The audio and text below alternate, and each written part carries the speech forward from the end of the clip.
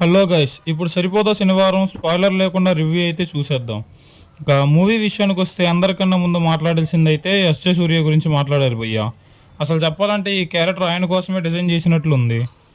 Hero నానిని కూడా కొన్ని సీన్స్లో డామినేట్ చేసేసాడు భయ్య.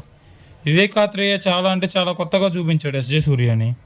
ఆయన ఆయన క్యారెక్టర్ ఎంత యాంకర్గా ఉంటుందో అలాగే మధ్య మధ్యలో కామెడీ కూడా ఆర్గానిక్గా చేస్తాడు భయ్య. కామెడీ మాత్రం కిక్యాస్ ఉంటుంది. అసలు ఎస్జే సూర్య మాత్రం సీరియస్గా ఉంటాడు భయ్య. సీరియస్గానే డైలాగులు చెప్తాడు. కామెడీ మాత్రం ఆటోమేటిక్గా జనరేట్ అయ్యిద్ది. థియేటర్లో చూస్తే కానీ మీకు అర్థం కాదు ఇది. అలాగే ఇంకా నాని విషయానికి వస్తే ట్రైలర్లో చూపించిన విధంగానే కోపాన్ని కంట్రోల్ చేస్తూ బాగానే యాడ్ చేశాడు భయ్య. అలాగే ఒక్కసారి శనివారం మాత్రం బస్ట్ అవుతాడు, అది మాత్రం హైలైట్ చేసి బాగా చూపించాడు. కానీ నానికి ఎలివేషన్లు ఉన్నాయి, ఎలివేషన్లు మాత్రం చాలా బాగా చూపించాడు భయ్య. కానీ నాని కూడా కొంచెం కామెడీ టచ్ అయితే చేశాడు, పర్లేదనే చెప్పాలి. మధ్య మధ్యలో ఈగా మూవీ రిఫరెన్స్ అయితే వస్తుంది భయ్య, కొంచెం బాగానే వర్కౌట్ అయింది అది కూడా. హీరో నాని మొత్తానికి స్క్రీన్ మీద పడ్డ ప్రతిసారి అయితే ఎంగేజ్ చేస్తూ ఉంటాడు బోరు కొట్టకుండా. మధ్య మధ్యలో కొంచెం ల్యాగ్ అనిపిస్తుంది, కానీ ప్రీవియస్ మూవీ అయిన అంటే సుందరానికి మూవీతో కంపేర్ చేస్తే మాత్రం తక్కువగానే ఉంది. ఫస్ట్ హాఫ్ విషయానికి వస్తే కొంచెం స్లోగా స్టార్ట్ అయిన స్టార్టింగ్ తర్వాత మూవీ స్టోరీలోకి అయితే తీసుకెళ్ళిపోతాడు. యాక్షన్ సీన్స్ ఉంటాయి, మామూలుగా ఉండబోయా శివతాండవం చూపించేస్తాడు నాని అన్న.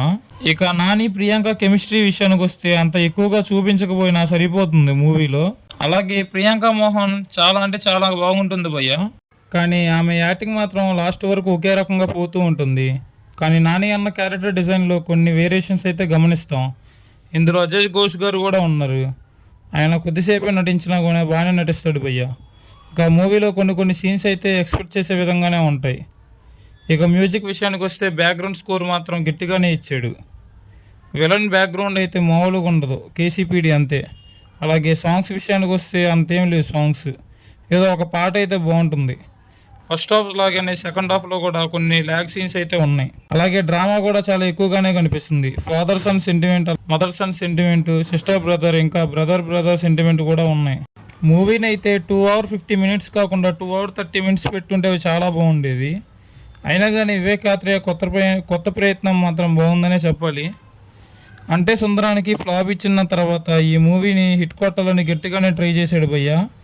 మూవీ అయితే బ్లాక్ బస్టర్ అని చెప్పలేం, కానీ సినిమా అయితే బాగుంది భయ్య. ఇక ఒక లుక్ అయితే వేయండి మూవీ పైన. మొత్తానికి అయితే ఇది భయ్య సరిపోదా శనివారం రివ్యూ. అలా చూసి వెళ్ళిపోకుండా ఒక లైక్ అయితే చెయ్యండి.